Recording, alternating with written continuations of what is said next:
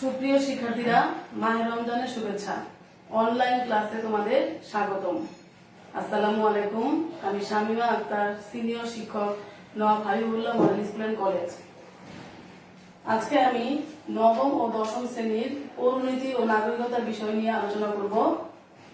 পৌরনীতি ও নাগরিকতার বিষয়ে পঞ্চম অধ্যায় নিয়ে আলোচনা করব। পঞ্চম অধ্যায়ের শিরোনামটি হচ্ছে সংবিধান।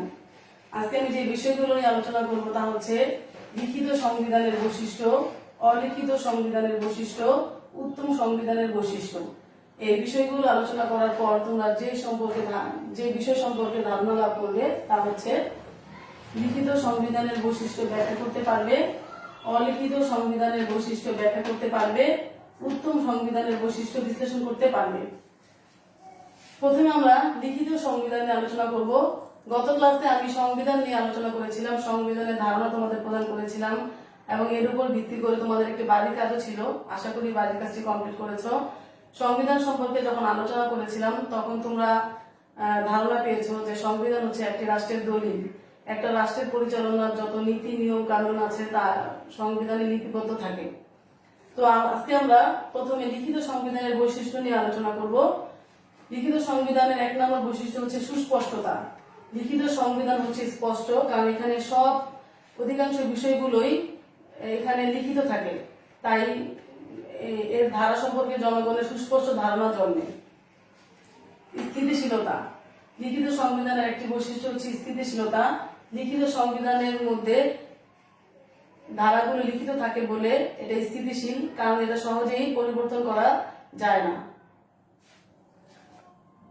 যুক্তরাষ্ট্রীয় সরকার ব্যবস্থা উপযোগী। লিখিত সংবিধান হচ্ছে যুক্তরাষ্ট্রীয় সরকার ব্যবস্থা উপযোগী, কারণ হচ্ছে লিখিত সংবিধানে যুক্তরাষ্ট্রীয় সরকার ব্যবস্থার কেন্দ্রীয় সরকার এবং প্রাদেশিক সরকারের সমস্ত ক্ষমতা বন্টন করে দেওয়া হয়।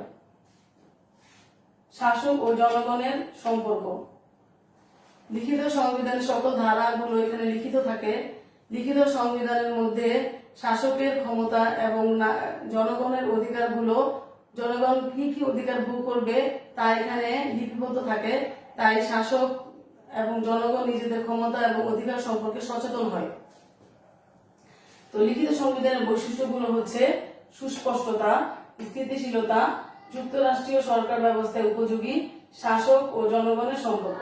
এখন আমরা অলিখিত সংবিধানের বৈশিষ্ট্য নিয়ে আলোচনা করব। অলিখিত সংবিধানের 1 নম্বর বৈশিষ্ট্য হচ্ছে প্রগতির সহায়ক।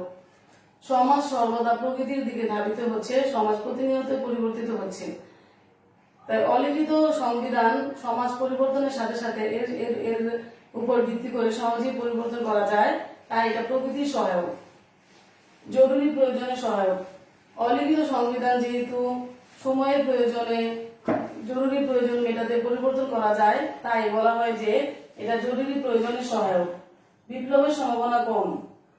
অলিখিত সংবিধান সহজেই পরিবর্তন করা যায়, তাই জনগণের আশা আকাঙ্ক্ষা চাহিদার সাথে সম্পর্ক রেখে অলিখিত সংবিধান পরিবর্তন করা যায় বলে এখানে বিপ্লবের সম্ভাবনা কম থাকে।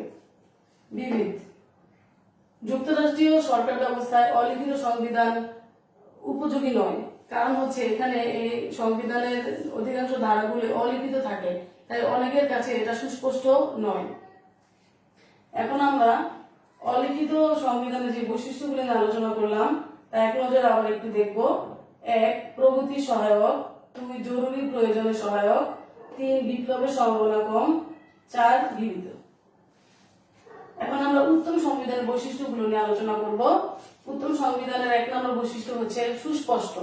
উত্তম সংবিধান হচ্ছে সুস্পষ্ট, কারণ এখানে অধিকাংশ ধারাগুলো লিখিত থাকে, তাই এটা হচ্ছে সুস্পষ্ট। উত্তম সংবিধানের ধারাগুলো সহজ সরল প্রাঞ্জল ভাষায় লিখিত থাকে। 2. সংক্ষিপ্ত। উত্তম সংবিধান হচ্ছে সংক্ষিপ্ত প্রকৃতির, এখানে অপ্রাসঙ্গিক অপ্রয়োজনীয় বিষয়গুলো লিপিবদ্ধ থাকে না। মৌলিক অধিকার। উত্তম সংবিধানে জনগণের মৌলিক অধিকারগুলো লিপিবদ্ধ থাকে, তাই এটা হচ্ছে জনগণের নিকট সুস্পষ্ট এবং জনগণ এই অধিকারগুলো ভোগ করে। জনমতের প্রতিফলন। উত্তম সংবিধান জনগণের মতামতের উপর ভিত্তি করে প্রণীত হয়, তাই উত্তম সংবিধান জনগণের চাহিদা ও আশা আকাঙ্ক্ষার প্রতিফলন ঘটে। সুষম প্রকৃতি। উত্তম সংবিধান হচ্ছে সুষম প্রকৃতির। উত্তম সংবিধান সুপরিবর্তনীয় এবং দুষ্পরিবর্তনীয় সংবিধানের মাঝামাঝি অবস্থান করে। সংশোধন পদ্ধতি। উত্তম সংবিধানে কোনো ধারা যদি পরিবর্তন করার প্রয়োজন হয়, কোনো ধারা সংশোধন করার প্রয়োজন হয়, তাহলে নির্দিষ্ট পদ্ধতির মাধ্যমে তারা সংশোধন করতে হয়। উত্তম সংবিধানে সংবিধান সংশোধনের পদ্ধতি উল্লেখ থাকে।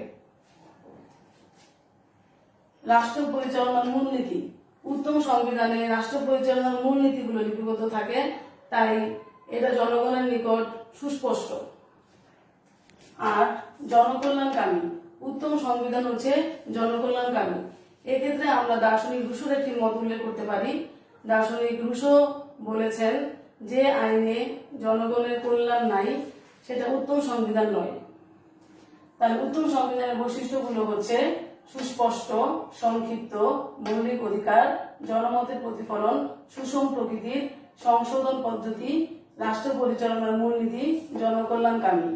তাহলে আজকে আমরা লিখিত সংবিধানের বৈশিষ্ট্য নিয়ে আলোচনা করলাম, অলিখিত সংবিধানের বৈশিষ্ট্য নিয়ে আলোচনা করলাম এবং উত্তম সংবিধানের বৈশিষ্ট্যগুলো নিয়ে আলোচনা করলাম। এর উপর ভিত্তি করে তোমাদের একটি বাড়ির কাজ থাকবে। বাড়ির কাজটি হচ্ছে উত্তম সংবিধানের বৈশিষ্ট্য বিশ্লেষণ করো। তোমরা বাড়ির কাজটি সুন্দর করে কমপ্লিট করবে। আজকে আমি লিখিত সংবিধানের বৈশিষ্ট্য, অলিখিত সংবিধানের বৈশিষ্ট্য এবং উত্তম সংবিধানের বৈশিষ্ট্য নিয়ে আলোচনা করলাম। তোমরা মূল বইটি খুব ভালো করে পড়বে, মূল বই সম্পর্কে ধারণা রাখবে। রমজান মাস, আর এখন হচ্ছে আমরা একটা বিশেষ পরিস্থিতির মধ্যে আছি, তাই আমরা সবাই সচেতন থাকবো এবং অপরকেও সচেতন করব। আমরা আল্লাহর ইবাদত করব। আজ হলো 26 রমজান, শবে কদরের রাত। আমরা আল্লাহর কাছে সবাই ইবাদত করব এবং করোনা মুক্ত বিশ্ব যাতে আল্লাহ আমাদেরকে খুব দ্রুত তাড়াতাড়ি উপহার দেন, তার জন্য আল্লাহর মাগফিরাত কামনা করব। তোমরা সবাই বাসায় থাকবে, বিনা প্রয়োজনে বাসা থেকে বের হবে না, শরীরের যত্ন নেবে এবং ঠিক মতো পড়াশোনা করবে। আজ আর নয়। আল্লাহ হাফেজ।